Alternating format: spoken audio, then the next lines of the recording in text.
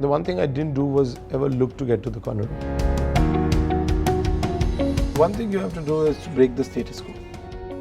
And I think you've got to put the business ahead of yourself. Service, excellence, and X factor. Anybody who can get these three right can define greatness.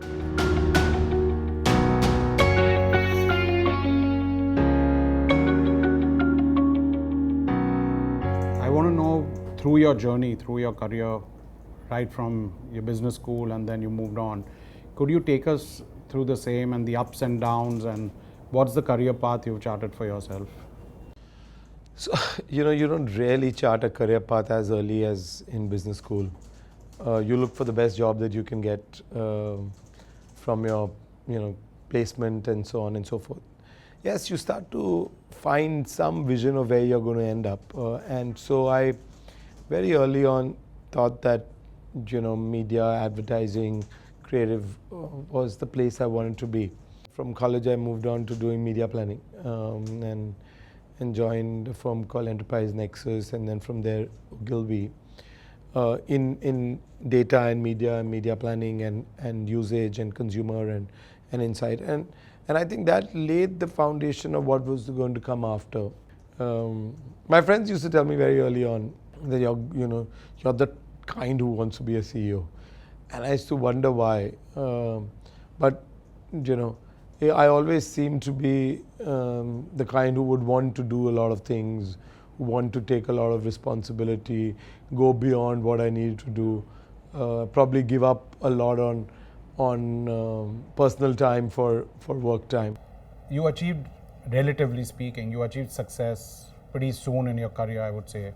So what made it happen? Do you think there are a few things, like people watching this interview would like to learn, that there are few things they would need to do so that they can also go and achieve success?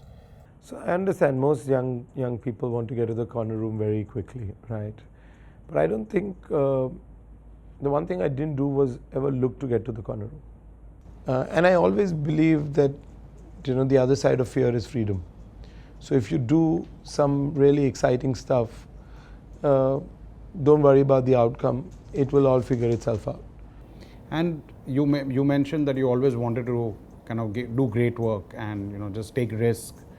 So as per you, how would you define that? Like how does one know, am I doing great enough or am I going beyond what I'm supposed to do? So the one thing you have to do is to break the status quo. There's no right or wrong of whether you're going to hit the bullseye every time, but the one thing is that if you commit yourself to excellence and you have a certain amount of honesty and integrity, and you're willing to stretch yourself, then 9 out of 10 times you figure it out. You're on the right path. Yeah. And in your career, did you face challenges where you thought that you lost hope, and how did you come out of it? Was there some individual or someone who inspired you for that? Oh, you lose hope many times, right? You're in projects and they don't seem to be going the right direction. You're in situations which don't seem to be resolving. You have interpersonal challenges that seem tougher than ever. You're always losing hope. But most answers lie within you. Your ability to separate yourself from the situation and look at it objectively.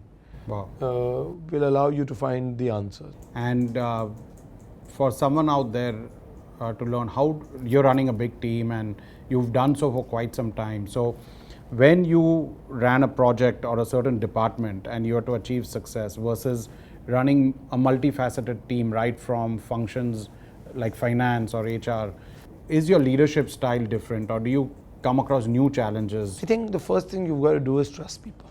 I think everybody comes to work to do something for themselves, to do something for their families. But if somebody is not the culture that you are looking for, right, you shouldn't, after a point, try to put a square peg in a round hole. Anybody after about 10 or 15 years of experience find it very hard to change themselves, right? And you've got to focus on people's strengths rather than weaknesses.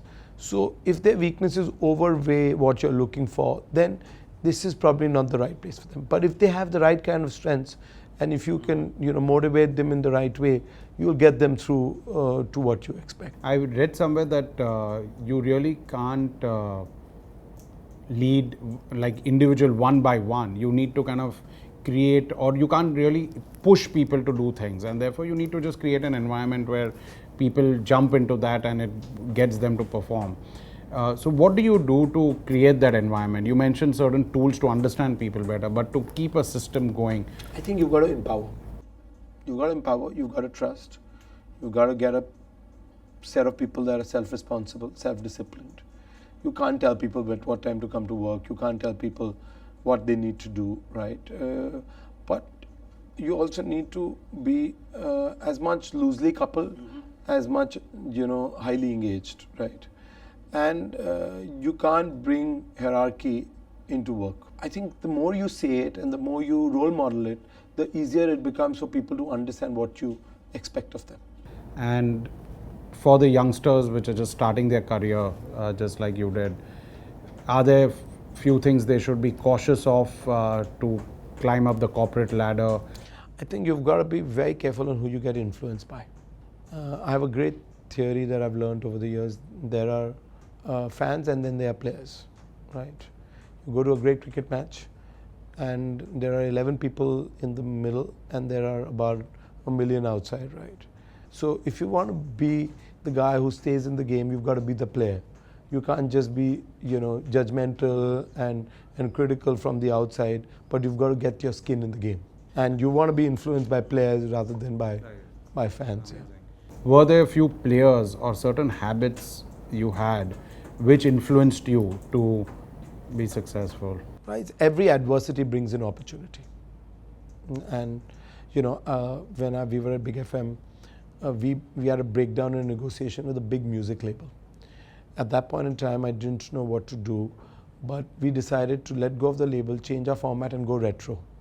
And that became so successful that it became the hallmark of our radio network. At that time, you can believe that I can't do any business without this option, but every adversity has an opportunity. If you stay objective, you will go out and seek it and find it and make a success out of it. So is there the business models changing everywhere? What do you foresee? I think the one thing that is changing is customer service. Customers' patience levels are going down hugely. Their options are going up hugely. And so anybody on the business side, in any business that you are, B2B or B2C, if you want to succeed, you've got to put customer service, and not just the customer, but customer service at the center of it all. Because that's where the next sweet spot lies. Great. Thank you very much for your time. Pleasure talking to you.